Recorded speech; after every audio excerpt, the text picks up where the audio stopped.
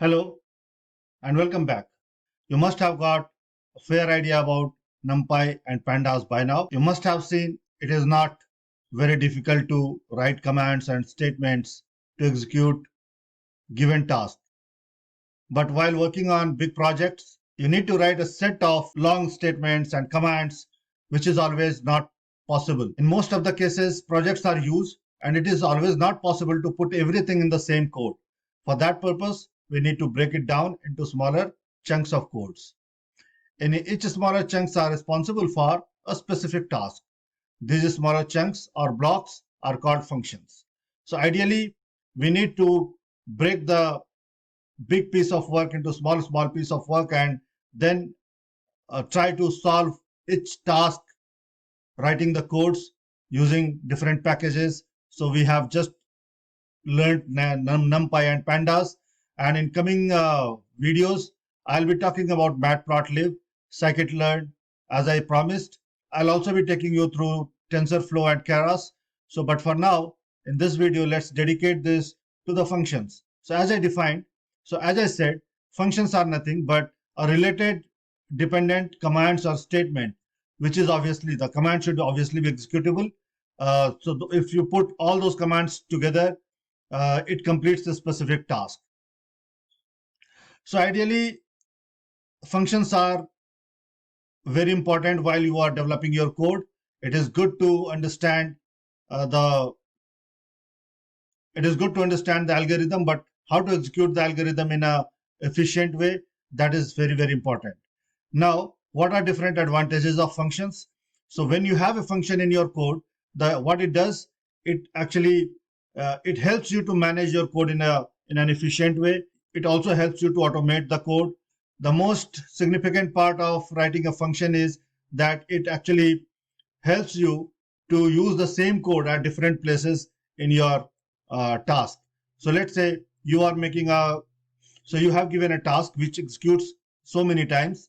So it doesn't mean that you have to write those tasks again and again. It also provides you the flexibility to model your code. It also provides you the flexibility to optimize your code. So there are a number of advantages of functions. Now, when we spoke about functions, so let's start with the agenda for today. So what should be the agenda for today? We'll define functions and what are essentials for the functions, and how you are going to write a function. So ideally, we will confine our learning to these 3 points. So as I explained functions, you must have got some idea about functions. Now, what are different essentials for the functions? So when you write a function in the Python, you need to start with a keyword called def, and then function name.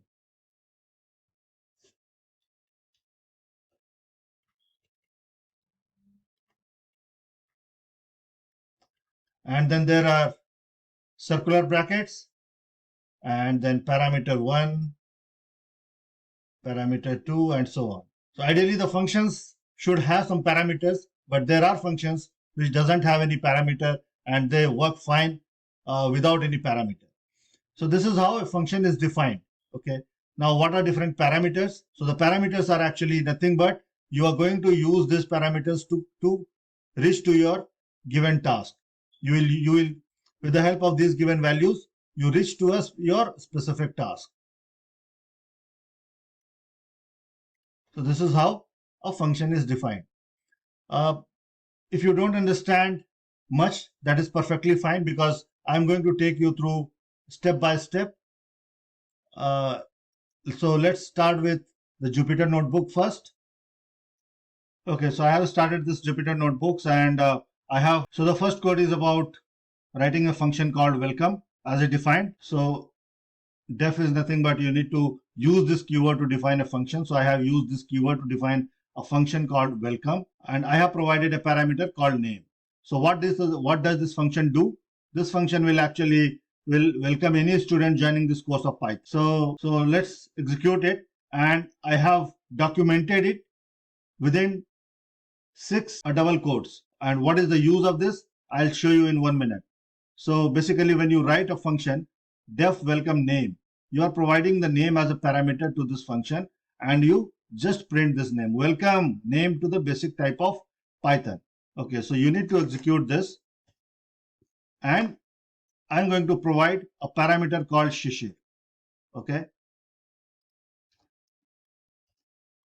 So when I show it as welcome Shishir, so what it will do, welcome Shishir to the basic course of Python. So this function, what this function will do, this function will actually type the name, type this parameter within this statement to welcome the student. Okay. Now, very important, when you are writing a code and you want your user to understand what this code is all about or what this function is all about, then you need to use .doc method. So when you write .doc method, actually it shows you the documentation that you have provided to the function. It shows you this. So this is to housekeep your code well, or this is to manage your code well. Apart from that, there is no specific use of .doc. So that was the introduction of function. I'll show you a simple function, and in this function, what I'm going to do is I'll write a number, and then that number will be converted into a logarithmic number. Okay. So as I mentioned earlier, this function, write a documentation for this. This function converts a number into log value. Please enter a non-negative number. So you all must be knowing that for a non-negative log works only with the non-negative numbers, and as soon as there is a negative number, it gives an undefined value. So this function has one condition. It checks on the parameter num. So num is the parameter that you are going to apply, that you are going to use in this function. So if the parameter is less than 0, it means if the parameter is negative number, then it will show a statement that you need to enter a correct number. And if it is greater than 0, then it will simply give the logarithmic value of this num. So let's execute this function and provide the parameter 5, which is greater than 0, and it will give you the logarithmic value of 5. Now, let's introduce a value which is less than 0, and it shows that wrong entry. Please apply a non-negative number. Okay. So this is how the function convlog, conversion of log, works with this set of statements. Okay. So in the next step, while defining the function, there is a function called lambda function. So you don't provide any specific name to lambda function. You just define that function on the fly. So whenever there is a statement you want to use and you want to achieve a specific task without defining a function, then you use lambda function. And how it works, you simply remove the name, just define the parameter, and write the statement over here. So this is the same function for convlog, okay, except the fact that I have not provided any condition in this. In case you are interested to provide these conditions in lambda function, you need to write like this. So with the condition num is greater than 0, it should print. So basically this should print log of the number. Otherwise it should show wrong entry and supply a non-negative number. So if you run this and get 5, you will have this value. In the same way, if you want to check any negative value, try to write this and see what it gets. So it gives you, please supply a non-negative number. Okay.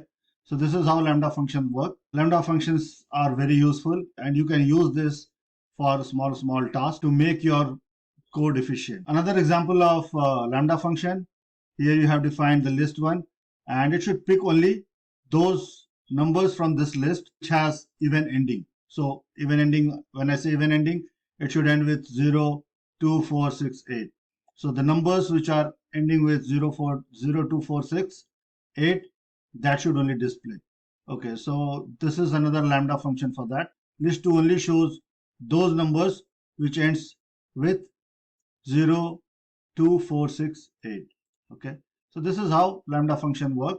I want you to write this lambda function and work on this as much as possible. There is an important concept of scoping. So ideally, when we are new and we don't know exactly what is going on in the functions, then we make so many mistakes. We define the variable outside the function and we expect the variable to execute inside the function. So it is very important to understand the scoping of the variables when we define a variable, where this variable should execute and what value exactly it should give. All those things are very important. I have defined a small function and it shows the print value of x inside the function x. And then there is another statement x equal to 50 outside this function. And when I executed it, we found that the value of x inside the function is 20 because the value of x is defined as this. And as soon as this function completes, it comes out the function, and this variable x doesn't work anymore. Okay, so anything with the same name outside this function will have a new scope, and any new value to this variable will be displayed in this statement. So this is how scoping works. So let's say if you define a function x, and if there is a function, if you want some variable to work inside the function, you have defined a variable which is outside the function and you want that variable to work inside the function, then you need to use the keyword called global. With the help of this global, it will identify, the function will identify that this is a global keyword, and it will utilize that name inside the function name itself. Okay, and it will not and it will work well inside the function as well as outside the function. So if I run this, I defined a variable called x and provided a value called 100, and then defined a function, new func, with the same variable name but with a different value. So when I write this, we see that value of x inside the function is this much and value of x outside the function is this much. So ideally, if it is not, then it should show the same value. Okay, so let's execute it and you'll see that. Okay, so there is an indentation error. It is very important to watch your indentation while writing Python codes. Any mistake in space or tab, that will result in non-execution of your code. So when I execute this, you saw that earlier the value of x was given as 100, and as soon as it entered in this function, the value changed to 10. So this value x didn't, so this variable x didn't leave that value 10, and it kept that value. It took the value even outside the function, and that is how even after executing this function, the value of the outside the function is 10. Okay, well, let's say we can make some changes. If we just remove this keyword called global x and then execute this function, see what happens. So outside this function, outside the value of this function is 100, and inside this function the value is x equal to 10. So when you execute this, it shows value of x inside the function is 10 and value of x outside the function is 100. What happens if you simply remove this statement as well? So in both the places, it gets the value of x inside the function as 100 and outside the function as 100. So this is ideally how scoping works. Okay, and here is one simple function. Let's define a function to add two numbers, and these two numbers are provided by the user. So just add these two numbers, and you will see that the simple function, you defined a simple function, simple func with parameters x1 and x2. These functions are obviously should be, these parameters should obviously be numeric, otherwise it will not work. So we'll see how to check the conditions on these parameters. So we need to write something over here. We need to write something over here to check the condition or check the data type of these parameters x1 and x2. If they don't exist, then it will not move ahead. Otherwise, it will execute this function. It will add these two functions and return the value of y. So this is how it works. So we have already seen lambda function, so there is no need of lambda function anymore. How to use lambda functions inside the data set?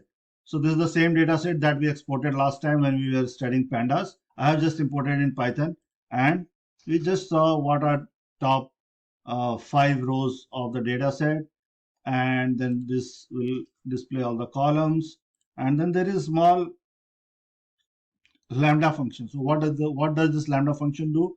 This lambda function actually calculates the square of all the variables. So this lambda function actually creates the square of each variables in this data set called dat1, and when we execute it,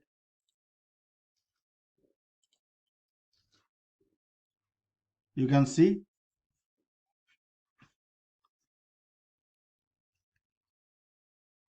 these values are square of what it displays over here. So this is how function works and lambda function works. In the next video, I'm going to talk about class and objects. So till then, keep watching, keep practicing Python, and let me know if you have any questions in your comment.